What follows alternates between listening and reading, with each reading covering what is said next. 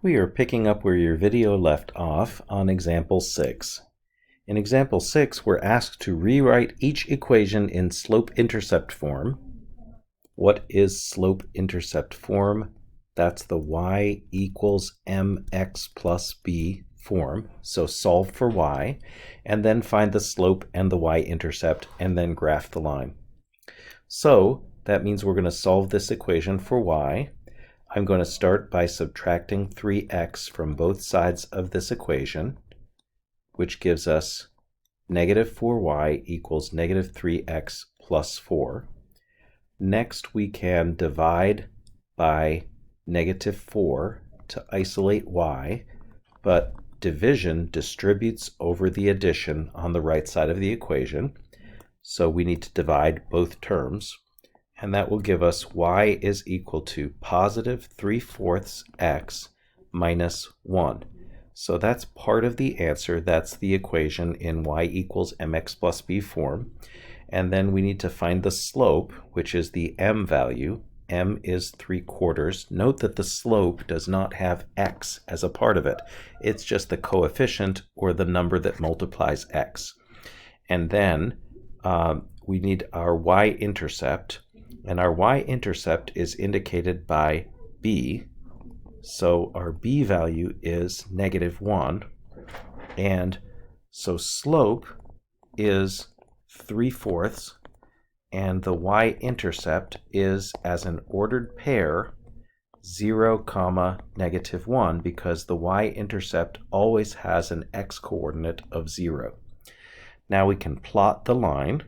We'll start with the y-intercept as a point on the line, 0, negative 1, and then use the slope to plot additional points. So we'll rise 3 from that point and run 4, and that will give us an additional point to plot. And then we can rise 3 and run 4, and that will give us an additional point to plot. And we can do the same thing in the opposite direction.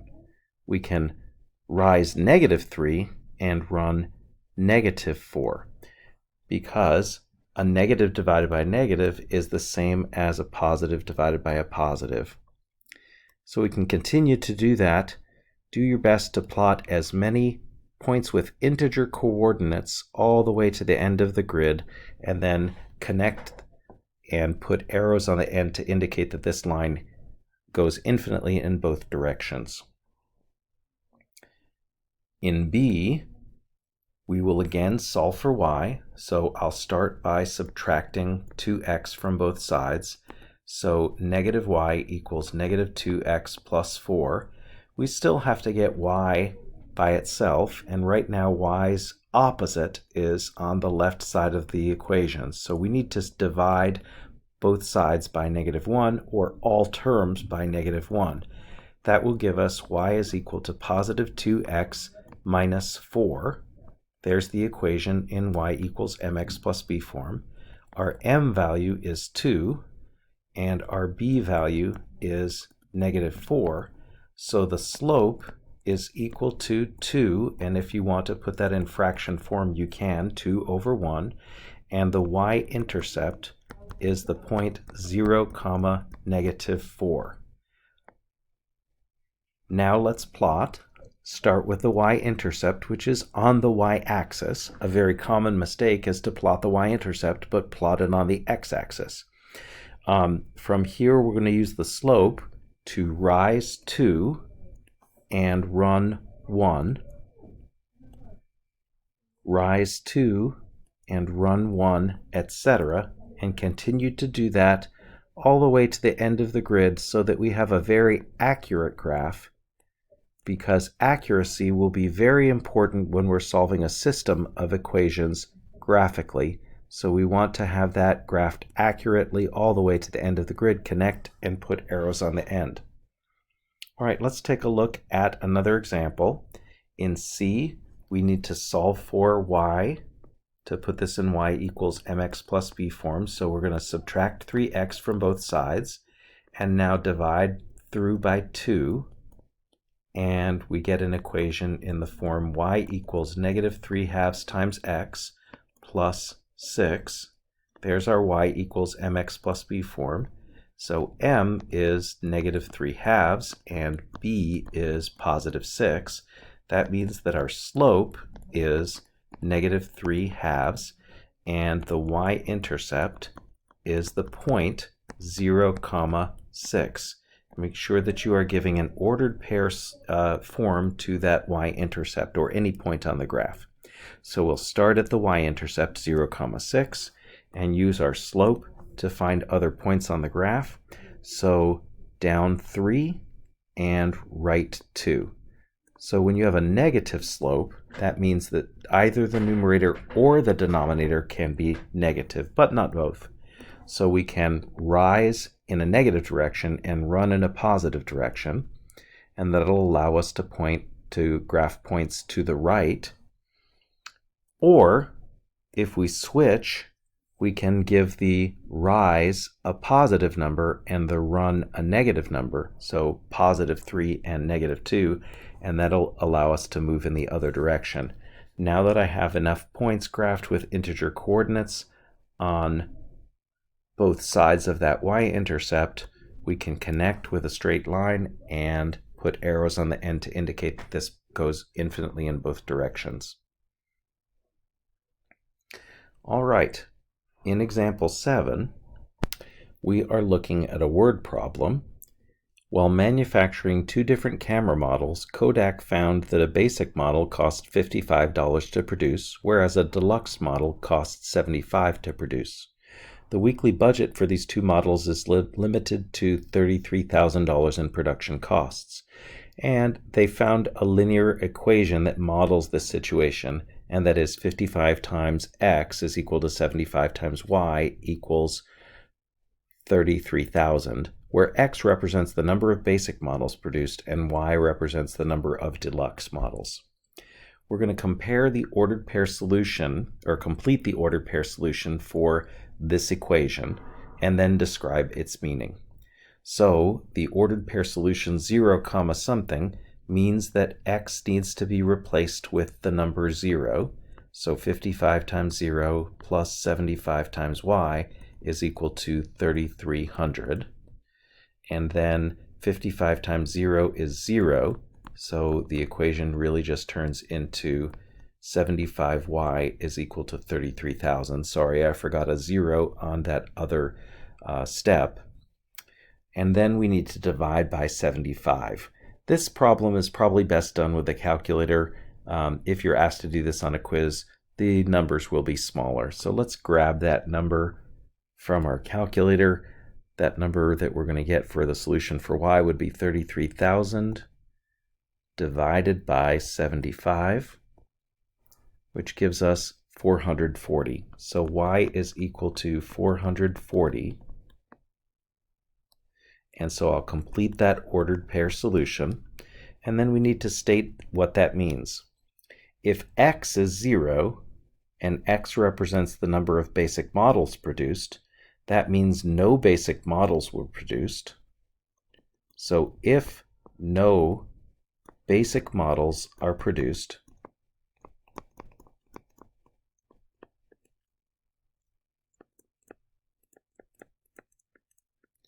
then 440 deluxe models, because that's what y stands for, is the number of deluxe models, can be produced. In other words, the budget allows for only so much in production costs, and if we don't use any money on the basic models, we can produce up to 440 deluxe models. Now let's take a look at B. In B, we're asked to complete the ordered pair solution, something comma 0 for this equation, and describe its meaning. So this means that y is equal to 0, which means we're finding an x-intercept. But what does this actually mean? We're going to take the equation, and this time, instead of replacing x, we'll replace the y value with 0. And 75 times 0 is 0. So 55 times x is equal to 33,000. Now we need to divide by 55 again. So 33,000 divided by 55 gives us 600. So 600, 0 completes the ordered pair. And what this means is if no deluxe models are produced, because this time y, which represents the number of deluxe models, is equal to 0, then 600 basic models can be produced.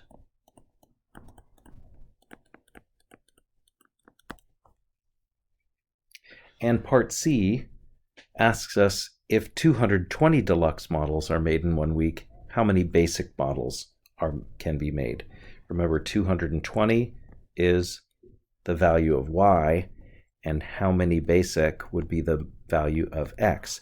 So this time we can use the same equation, but we don't know the value of x, and we do know the value of y.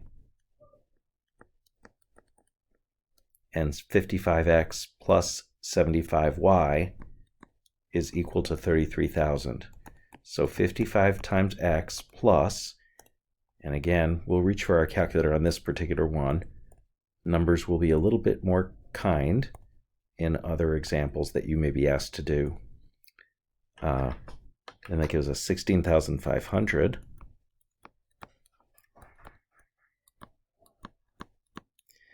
And now we need to subtract 16,500. So we're going to subtract 16,500 from 33,000. And that gives us 16,500. And finally divide by 55. And that gives us a number 300, I think. And so what's the answer to our question? If we do produce 220 deluxe models, we can produce 300 basic models. All right, let's consider a line that goes through the points 3, 2 and -1, 2. So 3, 2 is over 3 and up 2 from the origin. -1, 2 is 1 left and 2 up from the origin. And if we consider a line that goes through these points, that would be a horizontal line. If you're thinking about what does the word horizontal mean, think about the horizon. When you stare at the horizon in front of you, it forms more or less a horizontal line. Every point that's on this line, you'll notice, has a y-coordinate of 2. So the equation of the line is actually y is equal to 2. Now the slope of the line is equal to its rise over its run. So its rise over its run, or the ratio of those, is a rise of 0 because the line doesn't rise at all, over a run of, between these 2 points, a total of 4 that you can just count from the graph, and 0 divided by 4 is 0, so the slope of this line is 0. Now let's consider another line, another special line, that goes through the point -3, 4, that's 3 to the left and 4 up from the origin, and -3, 1, which is 3 to the left and 1 up from the origin. If we connect these 2 points, we'll form a vertical line. If you've ever heard of vertigo, that is a feeling that some people get, especially when they experience seeing something from a height. So you can even attribute that to a fear of heights. So I think of the vertical line as something that has height to it. Now every point on this line has the same x-coordinate, and its x-coordinate is -3. The equation of this line is x equals -3. the slope of this line, if we consider these 2 points, is a rise of 3 and a run of 0. So that is an undefined value. So what we're going to say about the slope of this line is it is undefined.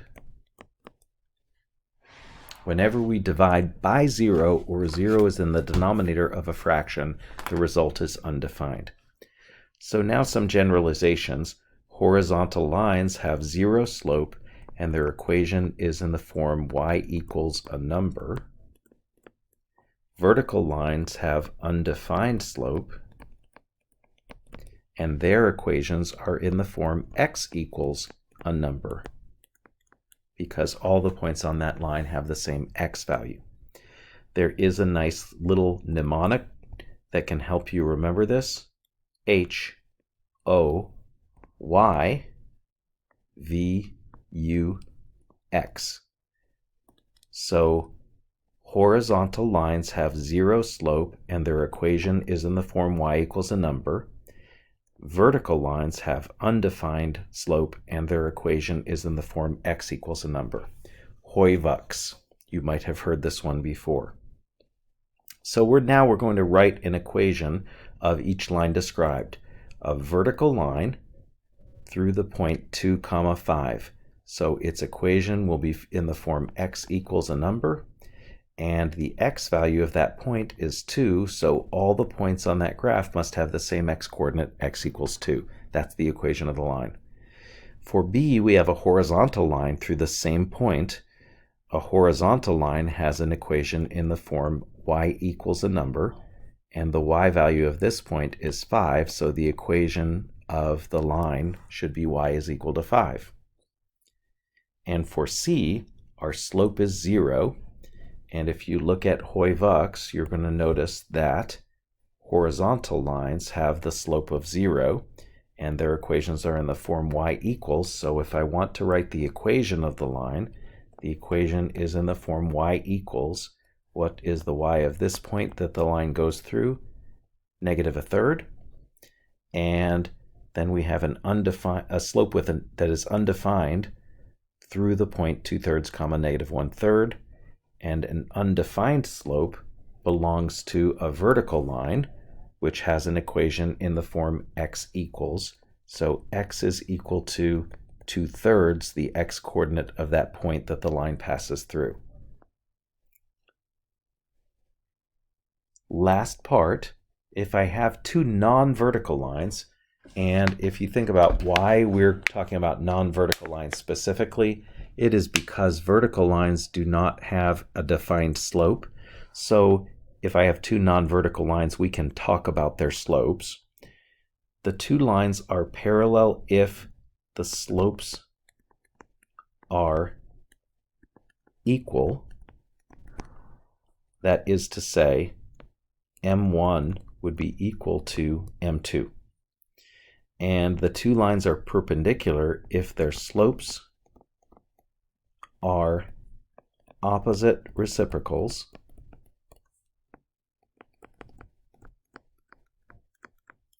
and that is to say that M1 is equal to -1 over M2, the reciprocal but with the opposite sign.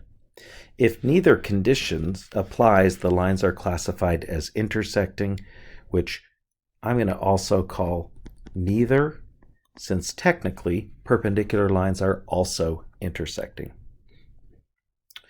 In example 11, the equations of the 2 lines are given, and we're going to classify them as parallel, perpendicular, or intersecting, and we're expected to justify our answer. So, what am I going to refer to? The slopes. In A, we can find the slopes of each line since the equations are in y equals mx plus b form. So my M1, first slope, is -4. My M2, the second slope, is 1/4. Those are opposite reciprocals. 1/4 is a reciprocal of 4, and these two are opposite in sign. So they are perpendicular lines. So the opposite reciprocal slopes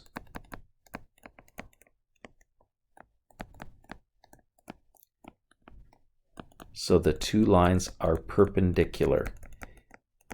By the way, if you remember the symbol for perpendicular and you want to use that symbol instead, you can use that upside down T looking symbol for perpendicular that you'll remember from geometry.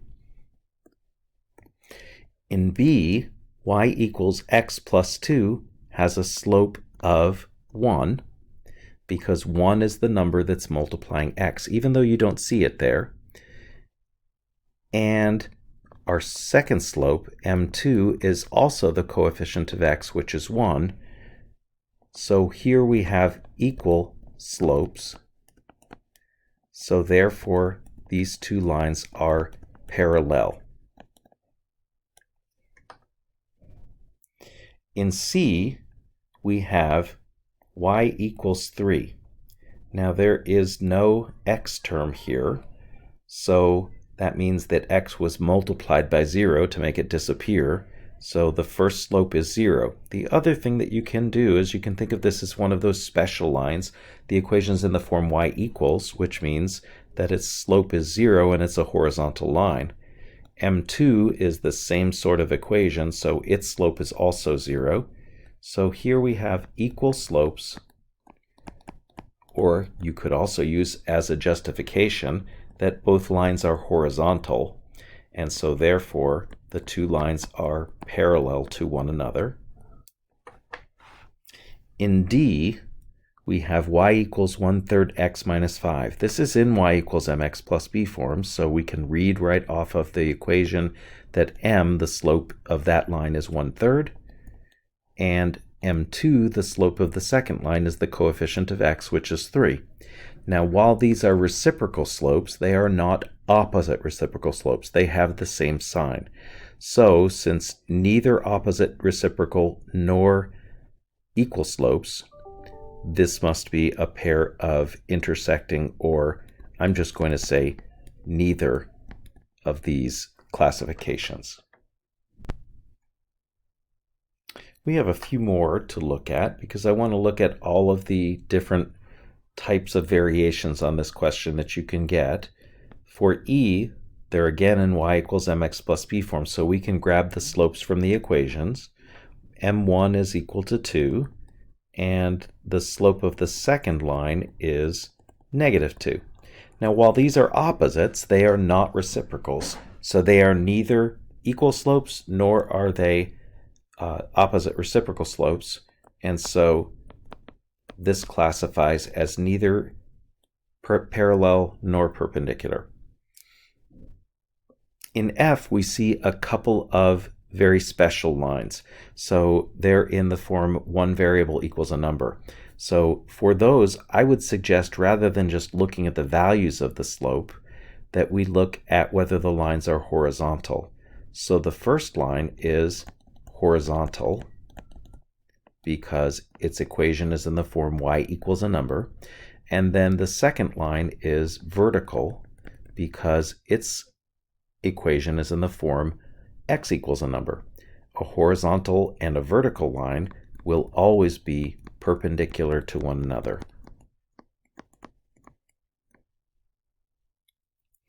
In the last couple of examples, we have equations that are not in y equals mx plus b form. That is to say, they are not solved for y. So I'm going to start by solving for y. So the first equation, we can subtract 2x and rewrite in the form y equals -2x plus 4. So the slope of this line is -2.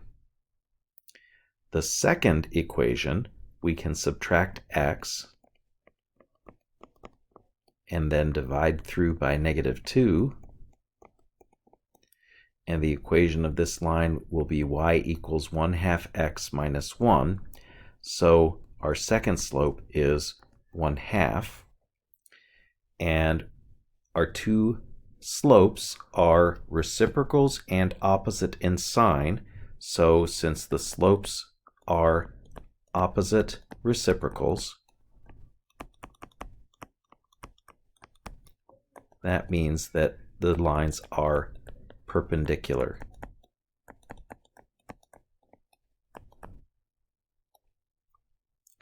And in our very last example, we again have to solve the equations for y. So I want to start by subtracting 4x. And that first slope is -4. For the second equation, I want to start by subtracting 4x and then dividing through by -1. And we get y is equal to positive 4x minus 4. Whenever we divide through by -1, it just changes the sign of each term. So our second slope, m2, is equal to positive 4. You'll notice that these two slopes are opposite in sign, but they are not reciprocals of each other. So the two slopes are neither equal nor opposite reciprocals, so this falls into the neither or the intersecting category. That's it for the lesson.